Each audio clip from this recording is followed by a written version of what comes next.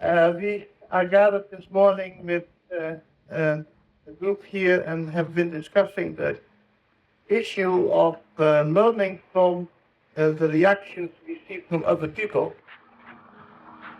Learning from the reactions we see from other people. Coming to us. Yes. So John Rubidoux has a presentation, and he will explain a little bit what he talked about and has the first question. Go ahead, John. Hi, Dr. Hora. Hi. It basically came from preparing a class on children as our taskmasters. Yeah. That our experiences with others in our life, our first reaction is usually to think that when something goes wrong, that something's wrong with them or something's wrong with us. And that it really is an opportunity to learn something about our mode of being. And in observing other people and our reactions and our experiences, that we can learn what error we're paying attention to. So I had a question, and it was stated that when looking at others, we see people, and what is really there is a gathering of ideas. Is that right? Dr. Hora? Yeah. John, I'm trying to understand your premises. I didn't understand the introduction. I would say he reformulated the 8th principle. The 8th principle. Instead of saying problems are lessons, we said others are lessons designed for our edification. Others are lessons. In other words, you have written some time ago that if we want to know our own mode of being, yes, we can look at how people react to us. Yes. And if we study that, they mirror yes, visually our mode of being in the world and the way they react to us. Not necessarily, Jan. Not necessarily. This was a faith of your own a long time ago. Must have been a very long time ago. Well, you see, it is a generalization of sorts. I don't remember that paper, but let's put it this way. The observer and the observed are one.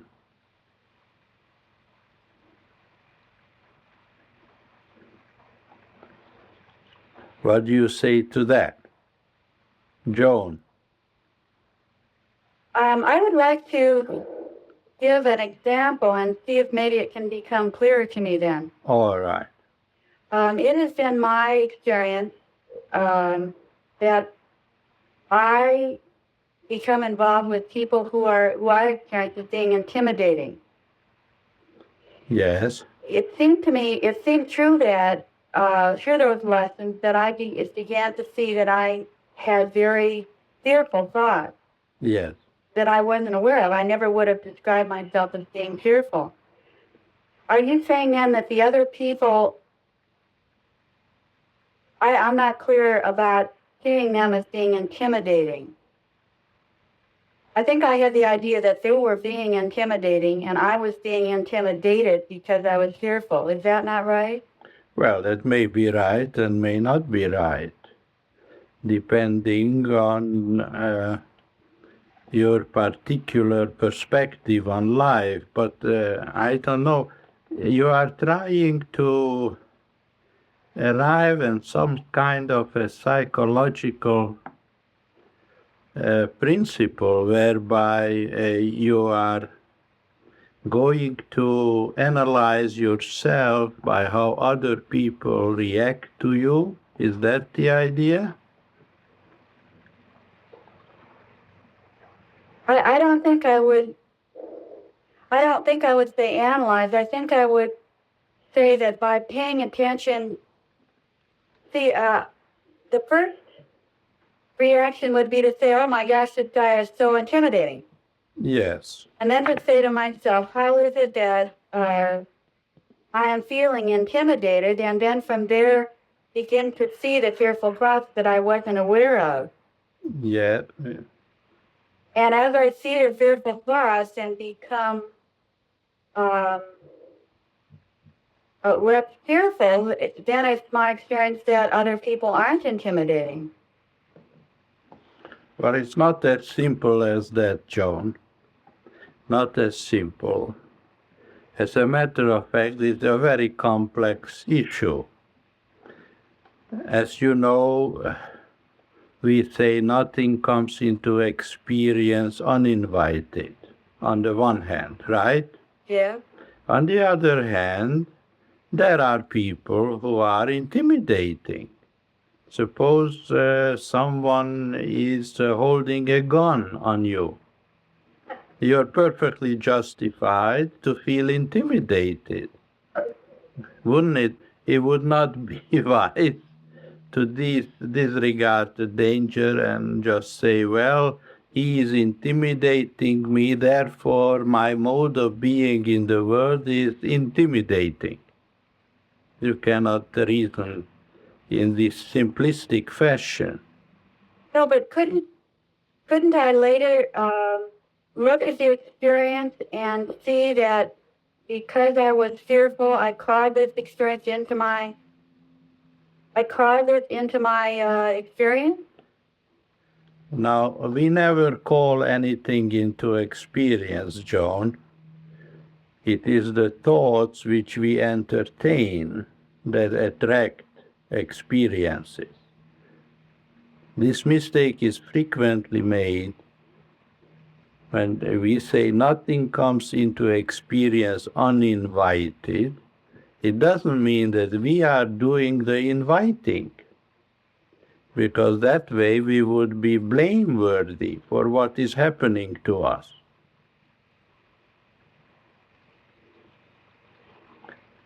The invitation is from the thoughts which we entertain.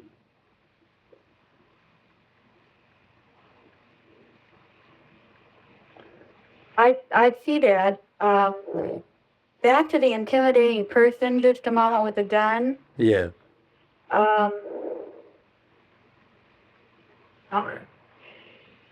Couldn't there are people that are intimidating no matter what my state of consciousness is. That's right. That's also true, of course. But they would tend to not be in my experience or a bother to me. Wouldn't that be true if I weren't entertaining fearful thoughts? That's correct, but it's not an absolute. Again, you cannot be absolute. Oh, I can't feel. Oh, I see.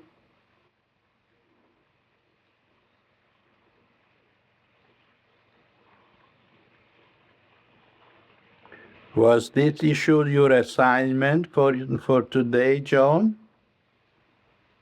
Was it my assignment? Yes, for this conference, you worked something out?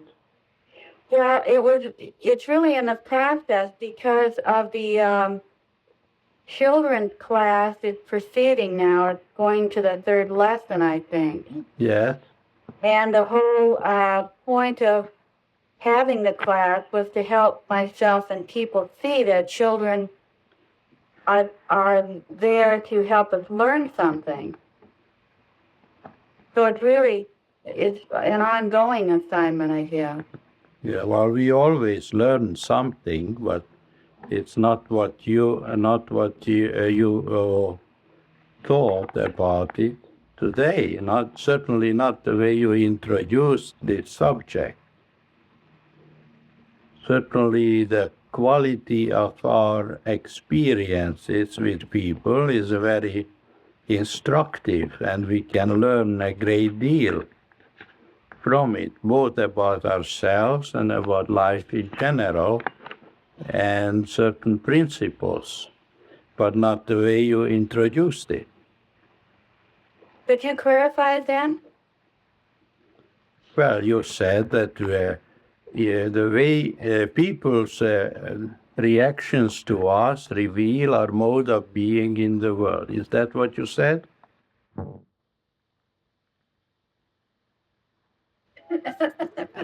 That's what you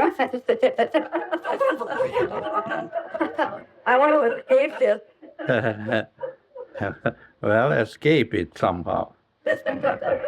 Well, anyway, how is that not true then? Well, it may be true. On the other hand, it may not be true. For instance, I know a gentleman who is very tyrannical in his ways of expressing himself, and so people are avoiding him or resisting him or afraid of him. Now, if he were astute and he could see his own tyrannical tendencies, he would then say, right, well, the way they react to me indicates that my mode of being in the world is tyrannical.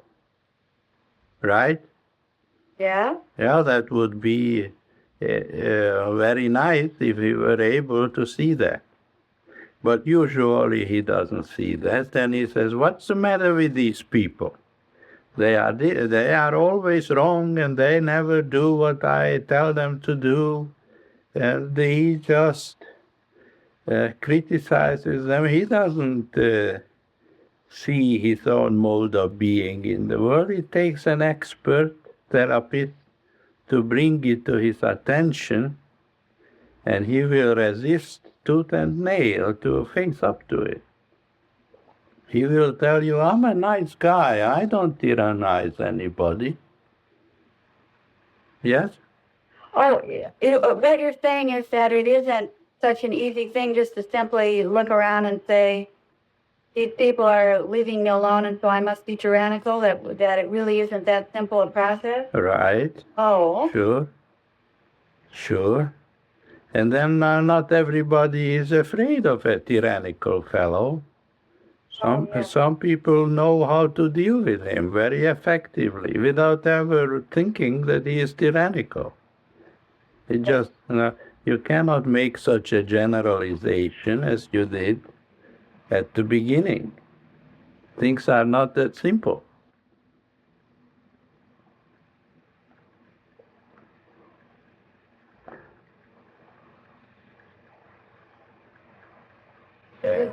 Dr. Hora, this is Fern. Yes, Fern. When you say that a tyrannical individual can be observed, and yet not everyone thinks of him as tyrannical. Right. Would that mean that you were able to think of him as a child of God then? Would that help not see him as... Well, not necessarily. Not necessarily, but some people have a way of responding to a tyrannical individual in a different fashion and have no problem with him. Now you see, Fern, you're asking what is the secret of coping with a tyrannical person effectively? That's what you would like to know, right? Well, the question I had was about, you said that the observer and the observed are one. Yeah. That's what I was trying to understand, really, is that here is a tyrannical individual, and you said somebody can just be tyrannical or intimidating. Yes. Now, how is it the observer and the observed are one? Well, for instance, to a tyrannical individual, everybody will appear to be tyrannical. You see, if they don't obey him, they are tyrannical towards him. Yeah.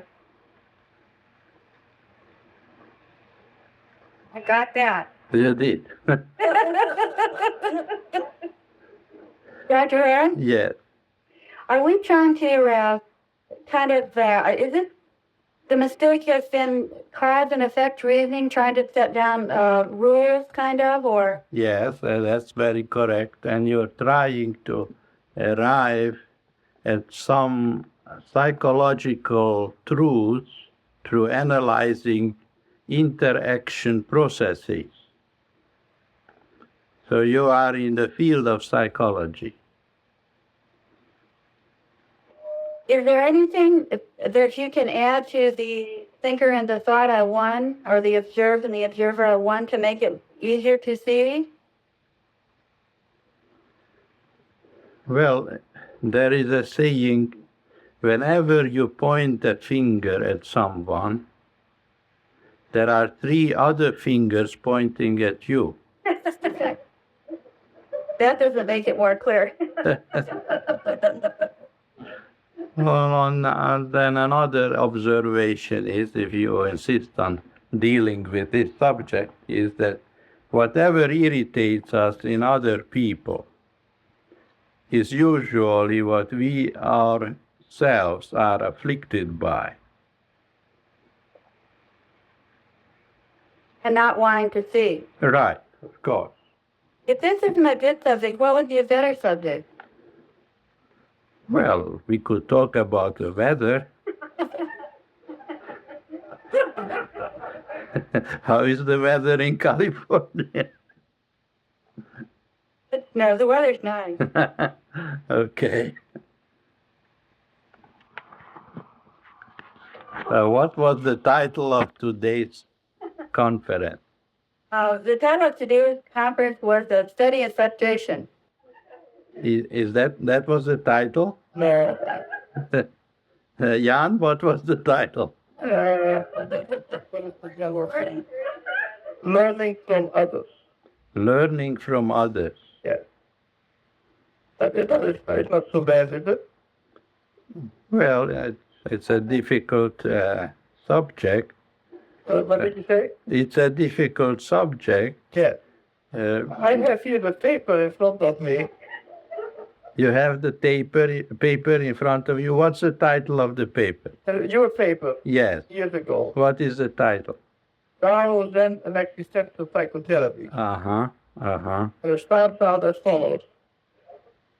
The capacity to be aware of the experiential impact of others upon oneself, Yes. and vice versa, Yes. tends to open up a new dimension of consciousness. Yes. It leads to a growing understanding of one's own structure of being in this world, Uh-huh. or failing to be in this world. Yes. Well, that's right. Various defensive attitudes and striving. Right. Well, that's very nice, but you have to realize it So that that's that. it antedates metapsychiatry. Oh, yeah. But it's still all right. There's nothing really wrong. But it is more on the level of interaction thinking. Yeah. Jan. Yeah. All right. I'm glad you clarified that. Yes. Those days there still was interaction. Yes. Nowadays there is no interaction anywhere. So we have arrived at a more radical state of consciousness. That's right, sure. Wonderful. Dr. Hora, this is Alexandra. Yes, Alexandra. I'm trying to understand what's going on here. And it seems to me that the observer and the observed are one, Yes, because there really are no other people.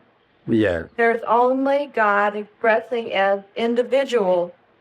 So it seems to me that it's the thoughts that we entertain that bring things into our experience, but it is our thinking and it's not the reality.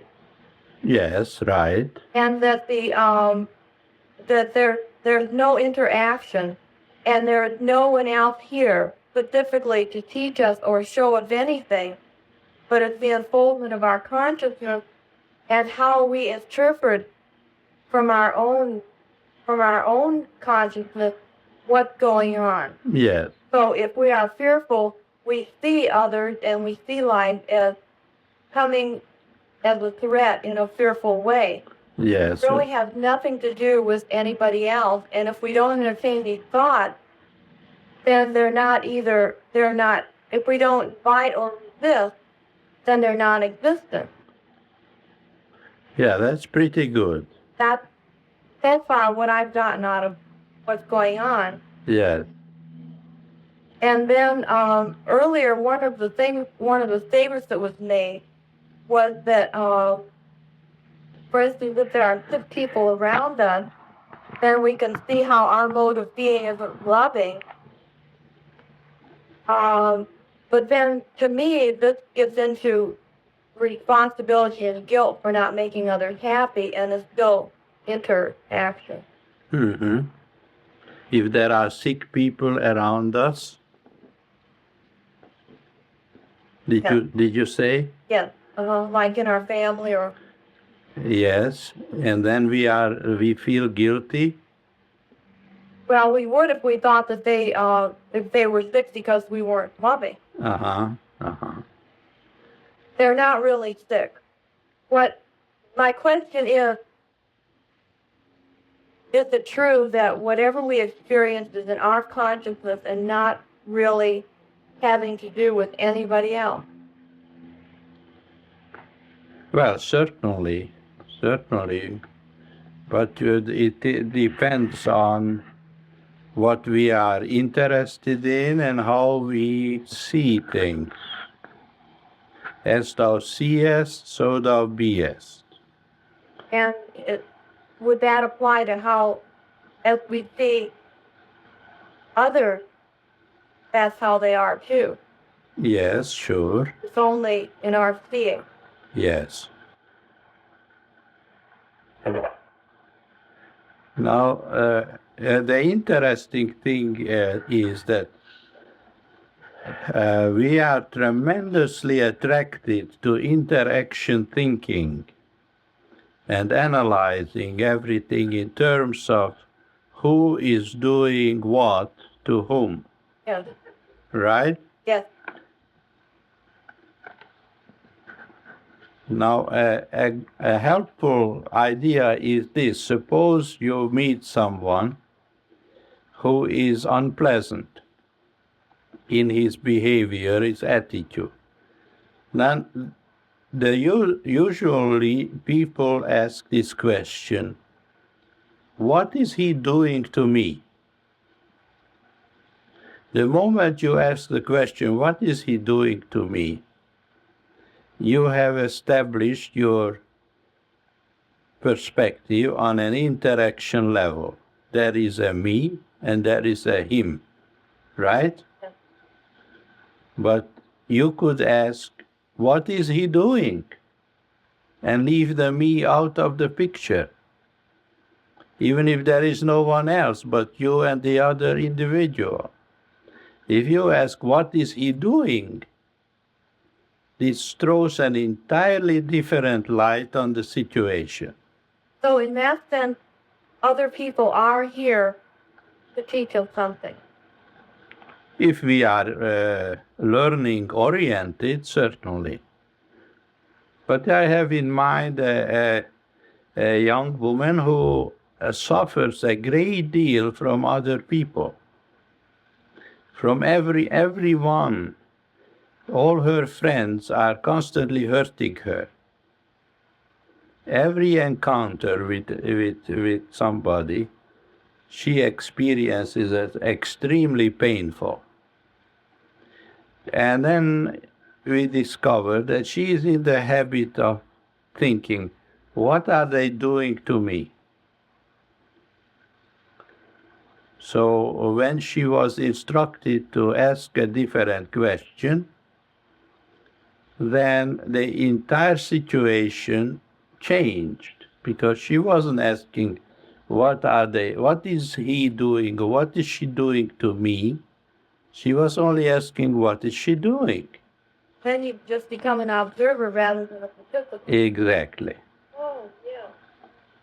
And the me is out of the picture, and you just observe a phenomenon, and you can have compassion.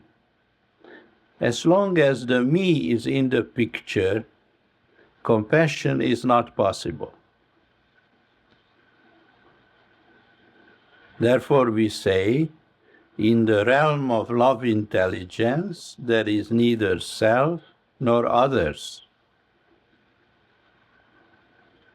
You see? No, thank you. Dr. Hora, this is Linda. Yes, Linda.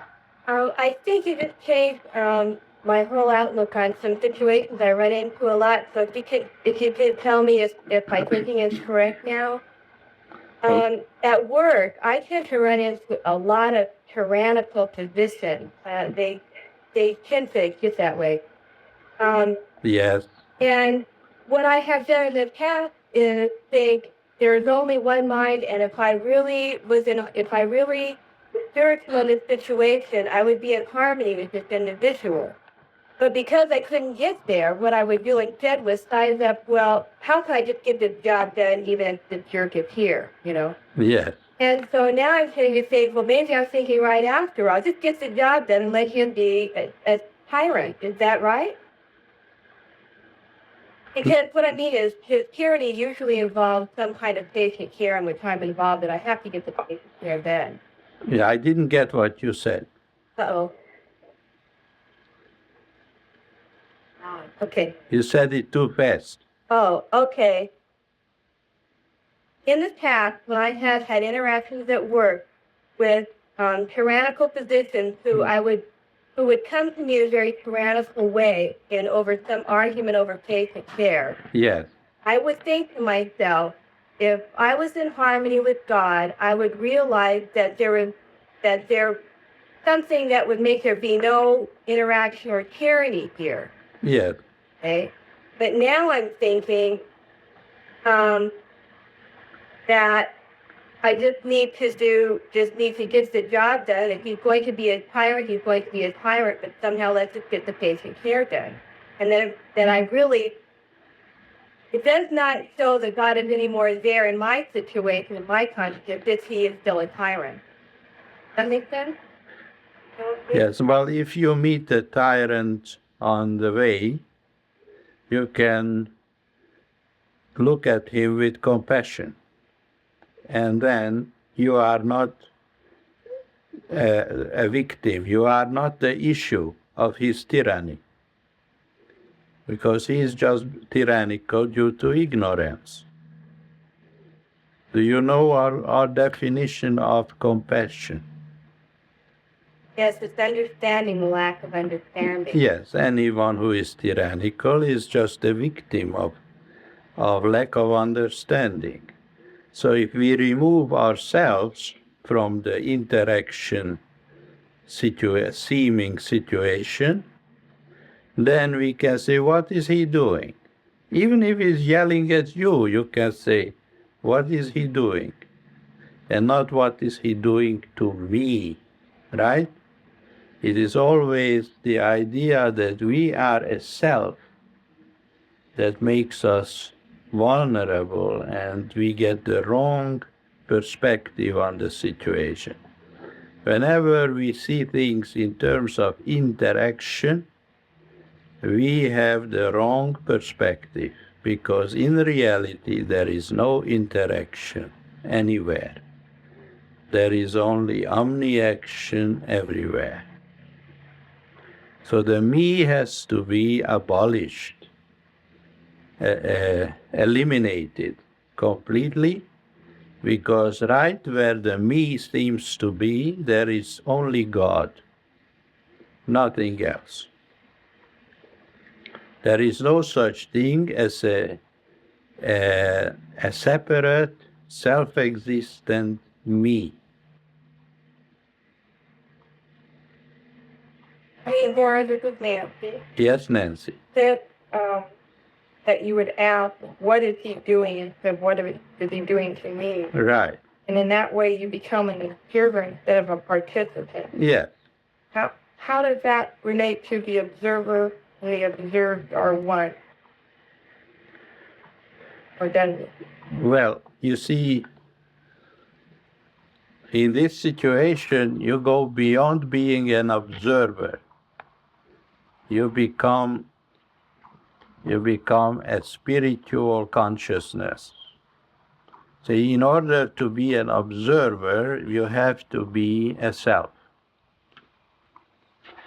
But if you eliminate the me, then you're not a self anymore. You're not even an observer.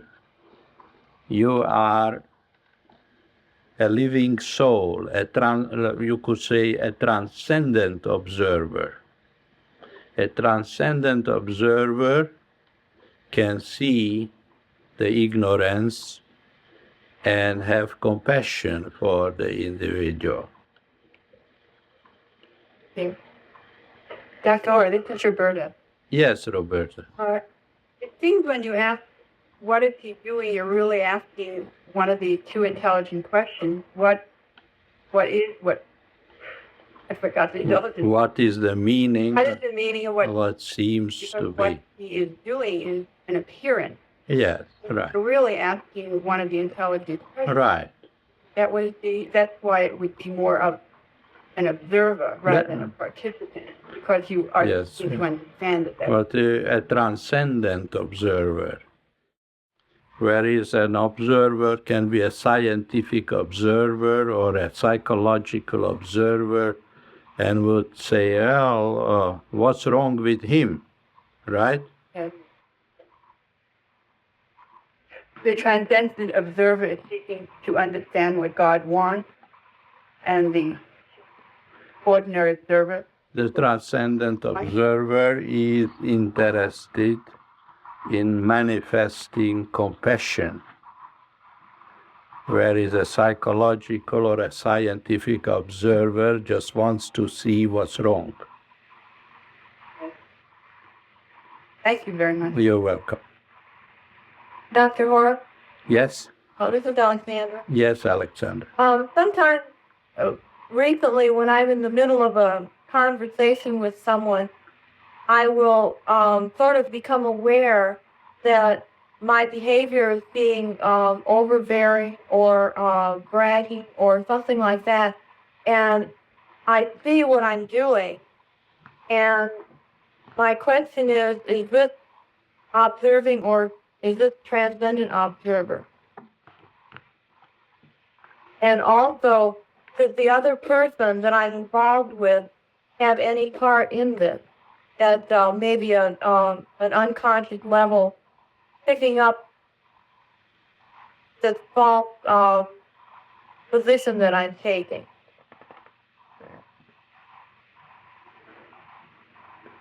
You mean with certain individuals you become aware of certain motivations and intentions on your part, which are not very loving? Is that the idea?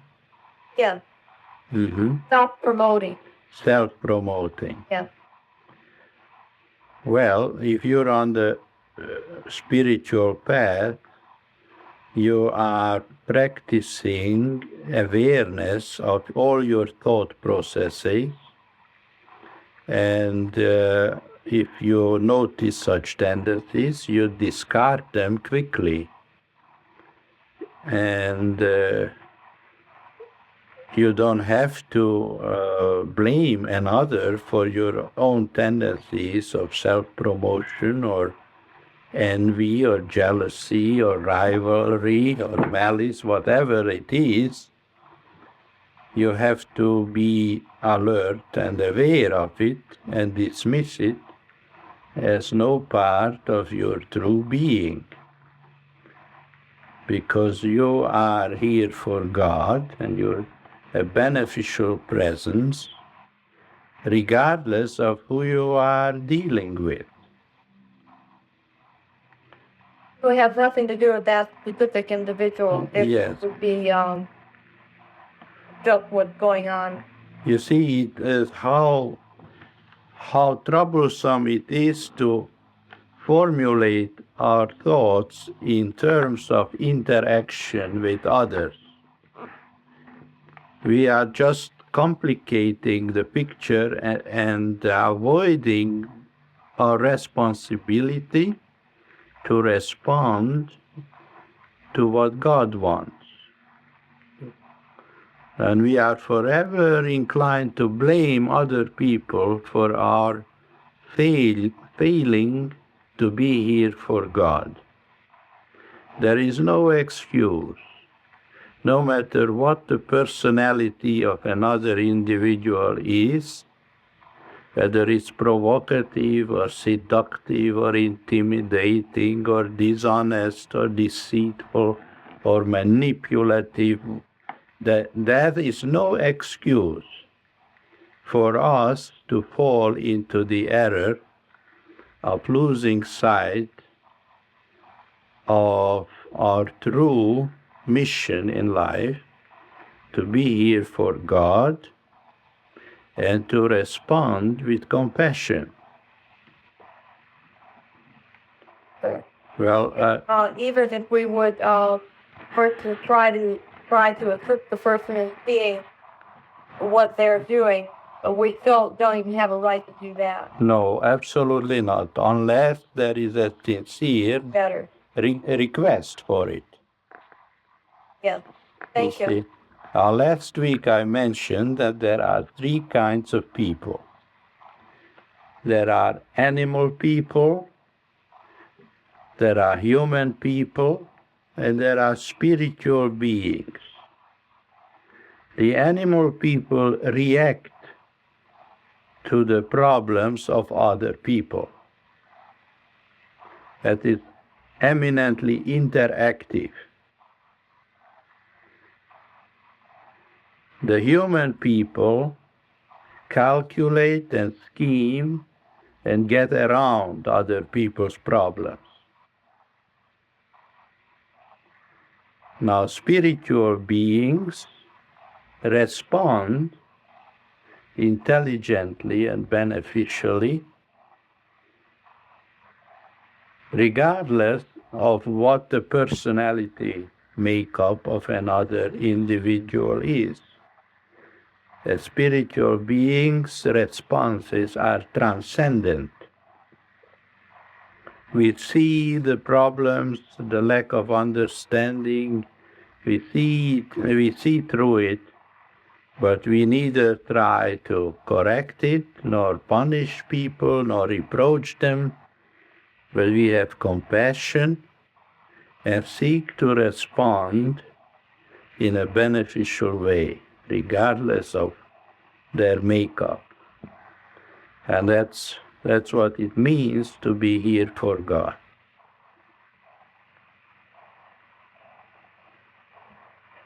Dr. Hora, this is Michael. Yes, Michael. Earlier, something was said about a focus on learning. Yeah. And I got the impression that wasn't exactly valid. No, we cannot use other people's problems to advance our own learning processes. That wouldn't even be fair. But of course, we can learn a great deal from our ways of experiencing other people,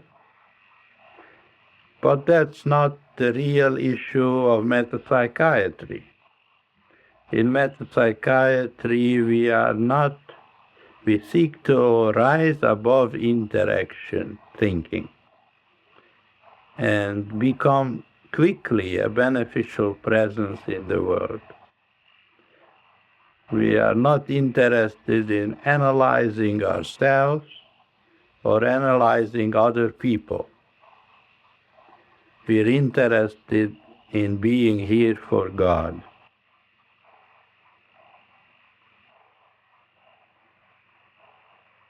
What is the meaning of being tyrannical? I want. Okay. Thank you. It's very simple.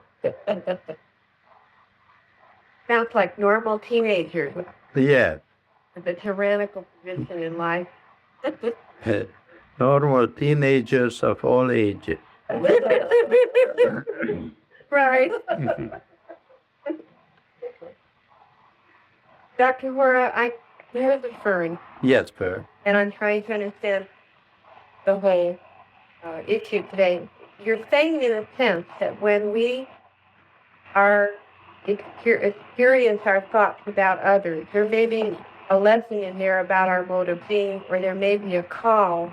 Always there would be a call to respond as a beneficial presence. Yes. And on top of the need to respond beneficially as being here for God, there may also be a message there about our own mode of being, or some idea in the family that let's say one person in the family is feeling depressed and angry.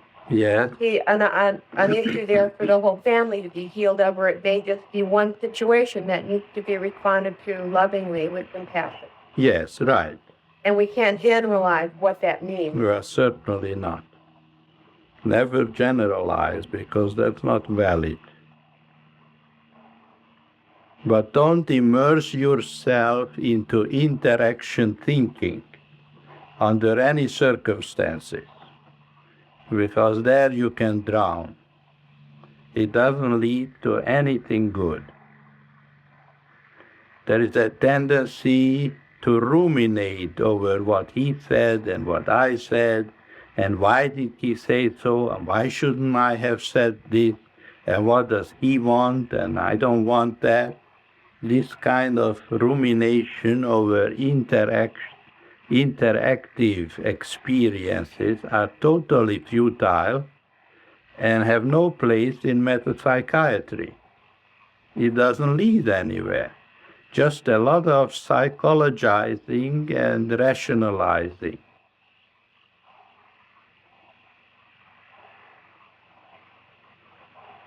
Just a moment. Dr. Hora, Yes? this is Bill. Yes, Bill? Could you then say that the observance of oneself could be the healing process? No. By observing yourself, you don't get anywhere. By seeking to be here for God, you will learn a great deal about yourself, indirectly, because everything will stand out like a sore thumb, whatever interferes with you being here for God. But it seems that the observance of self would lead you to another step.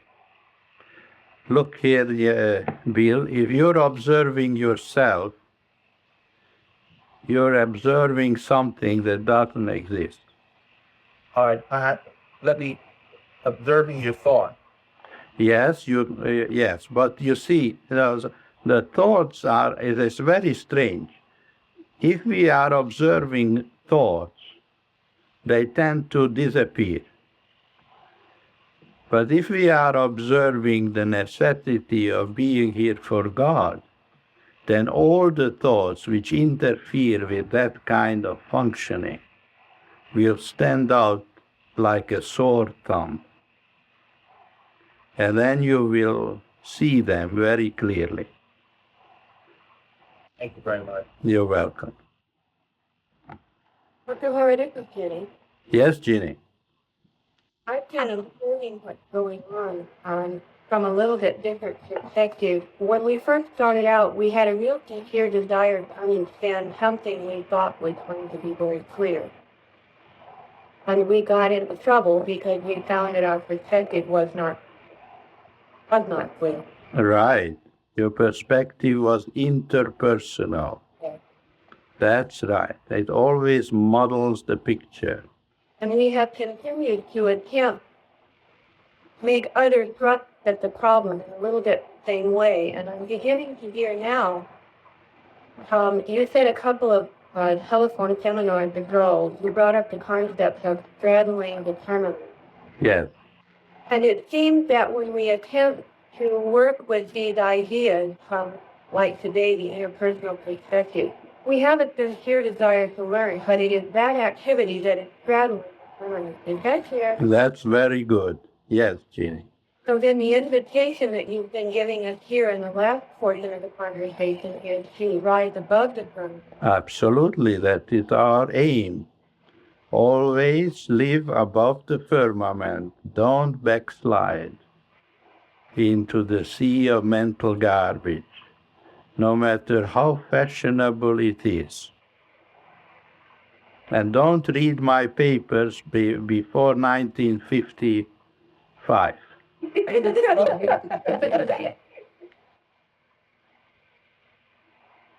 So any attempt that we make to solve a problem in the world, like our spiritual understanding who it is Yes, straddling the firmament. yes, right.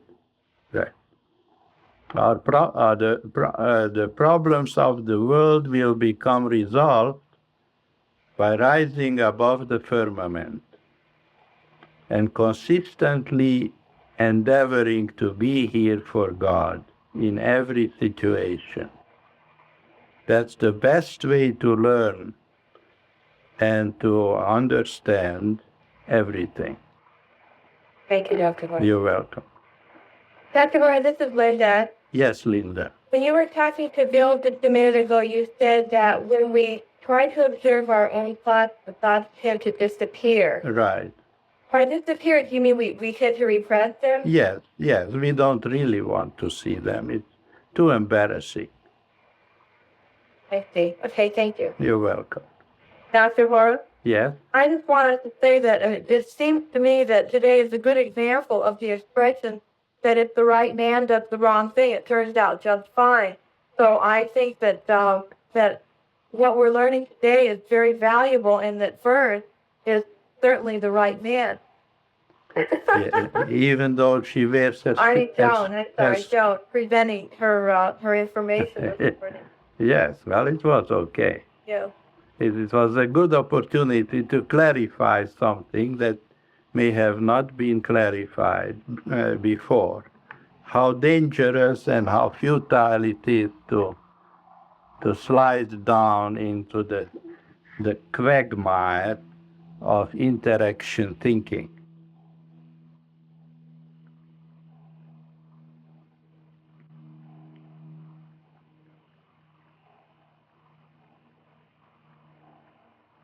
What do you think? Did you ask a question? No.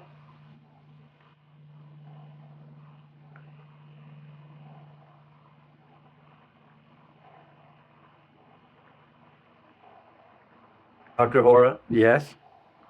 this is Bill again. Yes, Bill? Could you go over it again, explain what it means to live above the firmament? Well, the best approach is to focus attention on being here for God. You see, as long as we are thinking in terms of interaction, on interpersonal relationships, we are either here for ourselves or we are here for others. For instance, today's starting question sounded like, if I am going to watch other people's reactions to me, then I will learn about my own mode of being in the world. I think this was the question, right, Joan? Yes. You see, this formulation reveals an essentially interpersonal approach to self-understanding.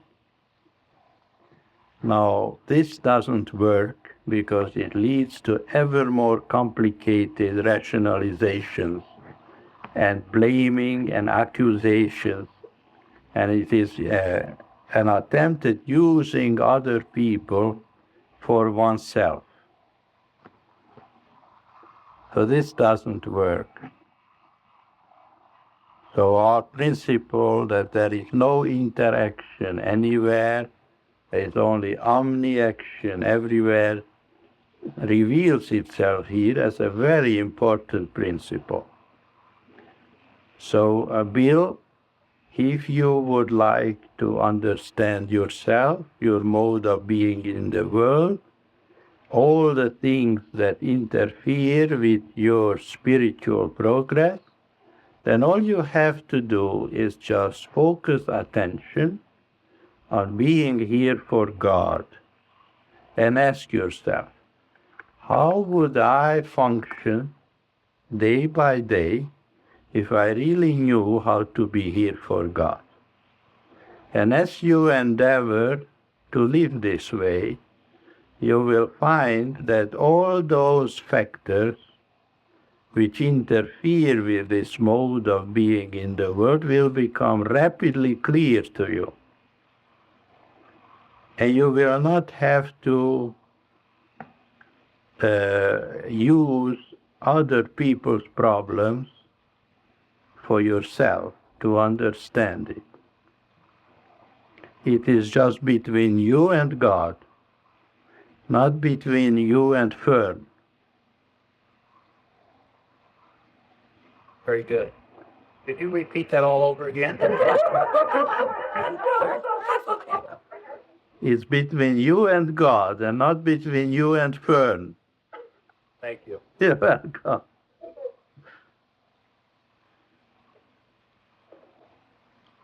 Dr. Hora, this is Elizabeth.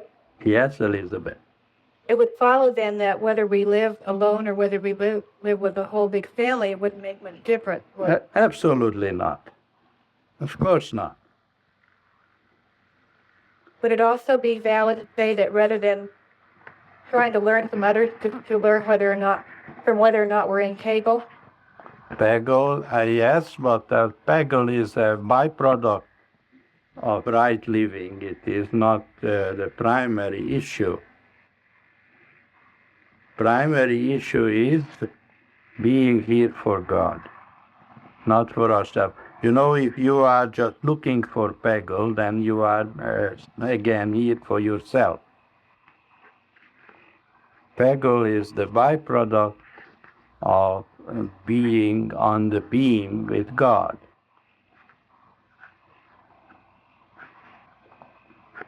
We don't speak it. We don't seek it directly. No, you cannot. It's the same way with healing, Elizabeth.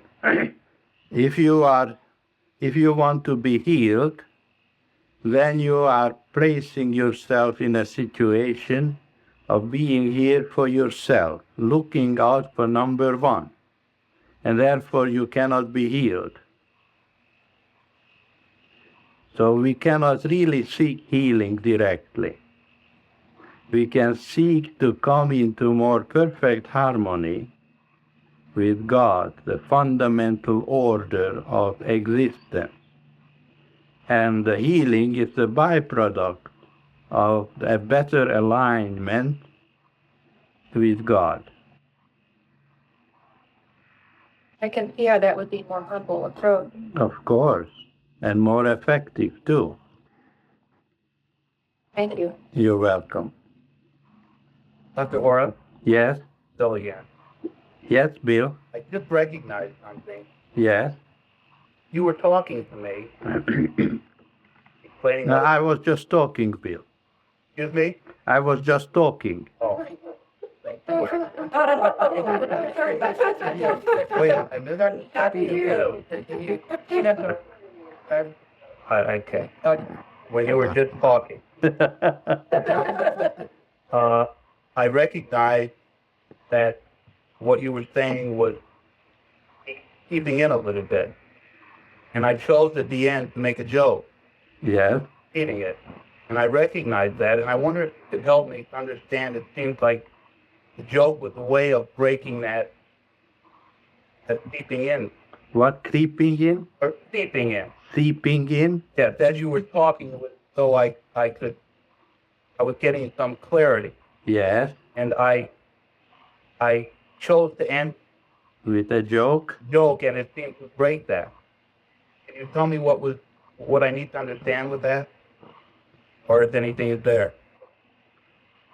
Well, I never mind a joke, you know. It's all right. You're welcome to make a joke anytime you want to. Oh, but I mean, for me, the joke was not helpful. The joke? Well, it's okay. It's no problem, Bill. You just have a sense of humor. Don't worry about it. Hey, thank you. You're welcome. But it seems you were not making a joke. This is what misunderstood here. You said I was not talking. I was just talking. Yeah, And that was the point that you have been trying to make from the beginning. exactly. Bill was thinking that you were talking to him. Right. It's a good idea to lose sight of the me. Yes, that's the point. Yeah. That is the point that we have been struggling with throughout the whole conference. Right. Right. The Zen master says, erase yourself utterly.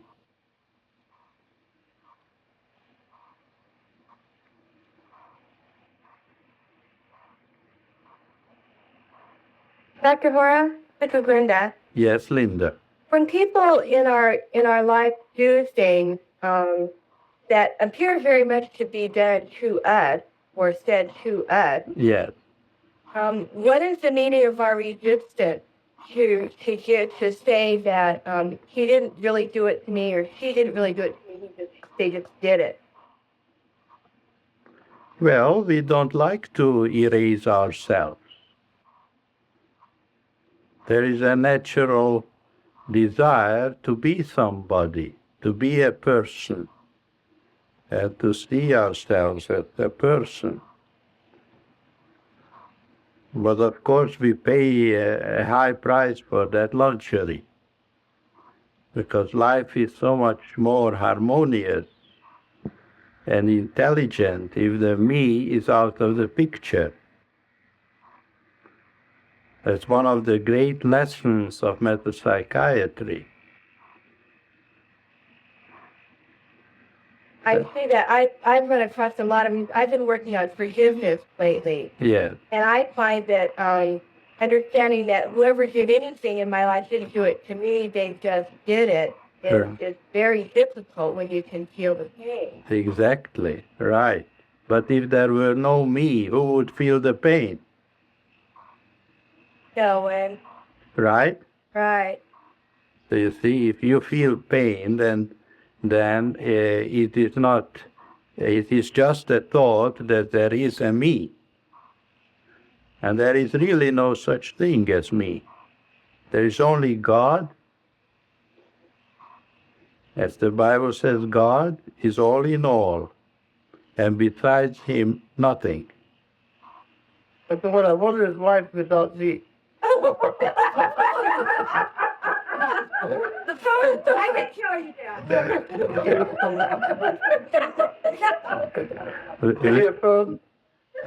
Without you, Jan, it would be empty.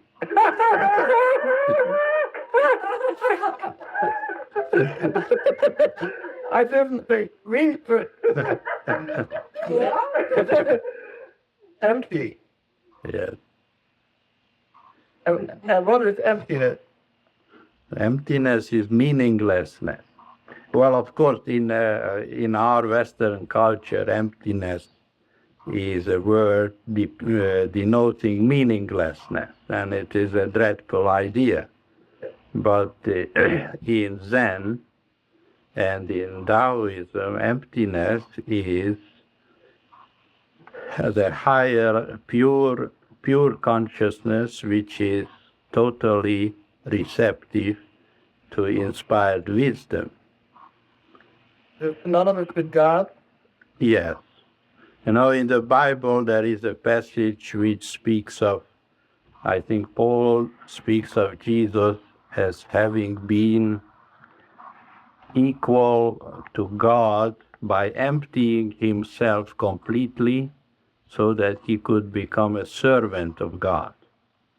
Yes.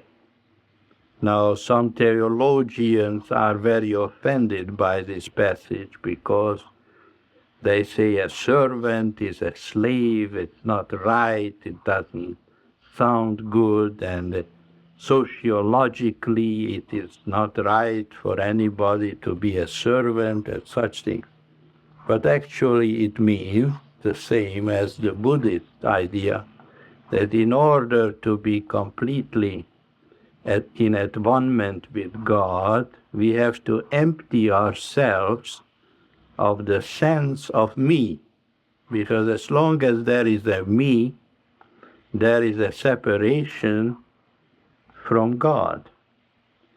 So emptiness is a desirable condition where the oneness of God and man can be realized. So Paul describes how Jesus realized his oneness with God, how he became not a servant, but we would speak of an instrument of love intelligence, by emptying himself of the sense of me. And that's what we understand too and seek to realize, and that there is no me, there is a oneness with God, and we are here for God, and God is working in us to do and to will of His good pleasure. For this perfect life. Yes, that's right. The fullness of His glory becomes manifest in the emptiness which is left after the me is gone. That Jesus emptied himself to become an instrument of God. And wait for it. Beg your pardon? I can't wait for it. Don't wait, just do it right now. All right. We have come to the end of our section, I think, isn't it? Yes. Right. Thank you very much. Bye, everyone. Bye now.